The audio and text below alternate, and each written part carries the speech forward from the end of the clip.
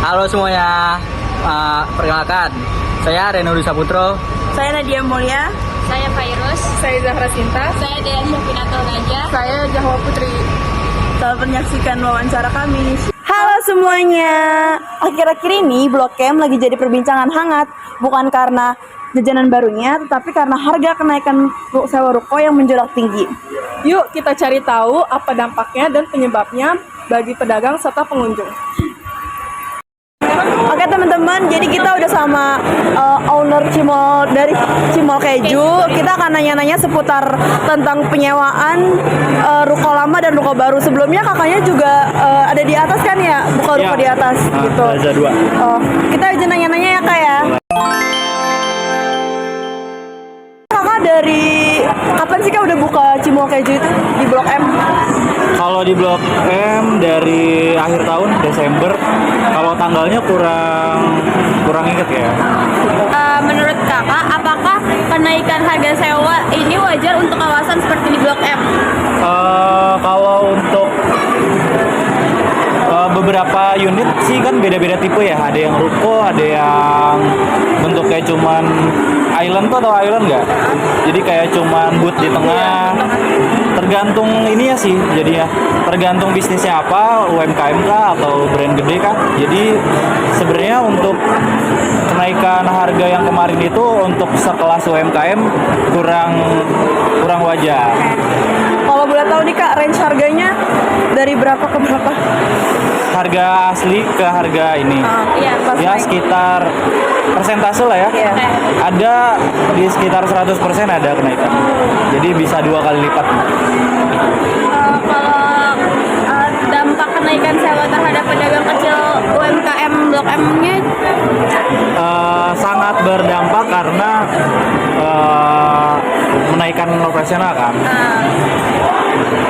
Terus menurut kakak nih, pemerintah ikut campur atas mengelola kawasan Blok M?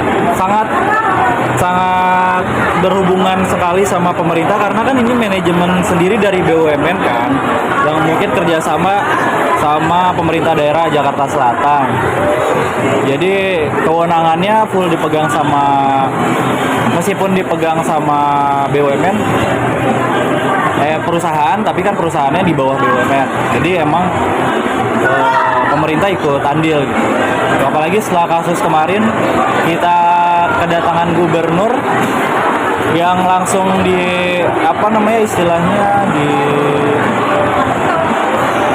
gubernur langsung direct ke pimpinan si perusahaan itu. Itu aja sih kak pertanyaannya, makasih banyak. Kak, mohon maaf, dari awal kita wawancara belum tahu nih kakaknya namanya siapa? Oh, nama saya Zidan, umur 23 tahun. Oh gitu, oke. Kak Zidan makasih banyak ya, maaf mengganggu waktunya. Halo semuanya. Kita sudah bersama teman-teman pengunjung di Blok M nih. Kira-kira boleh perkenalkan diri dulu nggak? Boleh. Nama aku Heni. Nama aku JJ. Oke, kita mau sedikit tanya-tanya nih tentang Blok M ya khususnya. Halo kakak, boleh tahu seberapa sering sih biasanya datang ke Blok M? Aku kalau ke Blok M itu kalau minggu ini lagi sering ya, karena lagi libur kuliah, mungkin seminggu 2 kali. Seminggu 2 kali. Kalau aku juga cukup sering, karena kalau gabut pastinya ini destinasi pertama. Jadi kalau buat akhir-akhir ini paling seminggu sekali ada. Kalau boleh tahu, kalau datang ke Blok M tuh kegiatannya ngapain sih? Kan biasanya ada yang berkegiatan untuk kulineran, terus bekerja, atau sekedar nongkrong cantik aja. Kalau dari aku kulineran yang pertama, karena jujur banyak banget kuliner di Blok M yang perlu dieksplor, dan rasanya juga enak dan harganya juga affordable. Sejak kapan nih kakak mulai sering datang atau kenal kawasan Blok M? Apa sudah dari dulu atau akhir-akhir ini? Aku mulai kenal Blok M itu baru akhir-akhir ini. Soalnya dari teman kampus juga, jadi dari mulut ke mulut aja. Oh iya. Kalau dari aku sendiri udah dari SMA main ke Blok M, karena kebetulan SMA aku di sini. Nah, kan belakangan ini kita tuh sering banget dengar isu kenaikan harga sewa ruko di Blok M. Kira-kira kakak sendiri udah tahu belum tentang isu itu? Kalau sewa ruko dari sini aku belum tahu kalau itu. Kalau aku sempat dengar sih ruko yang ini ya di luar ya, bukan yang di sini. Iya. Kayaknya emang udah cukup happening, apalagi kalau di Twitter juga aku tahunya dari Twitter. Terus Ini nomor 5.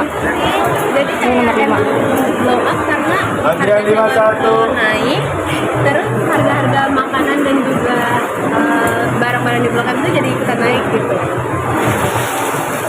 Menurut kakak kenaikan harga sewa ruko itu berpengaruh gak sih terhadap suasana atau aktivitas di Blok M sendiri? Kalau menurut aku terhadap suasana Blok M itu lumayan ngaruh, karena kan kayak contohnya aja kita aku sendiri tadinya berlangganan itu sama salah satu jajanan di Blok M yang di sana, itu sebelah sana tadinya ada cimol keju dan aku sempat muter-muter untuk nyari cimol keju, ternyata ada di daerah sini, jadi harus nanya-nanya dulu ke yang lain.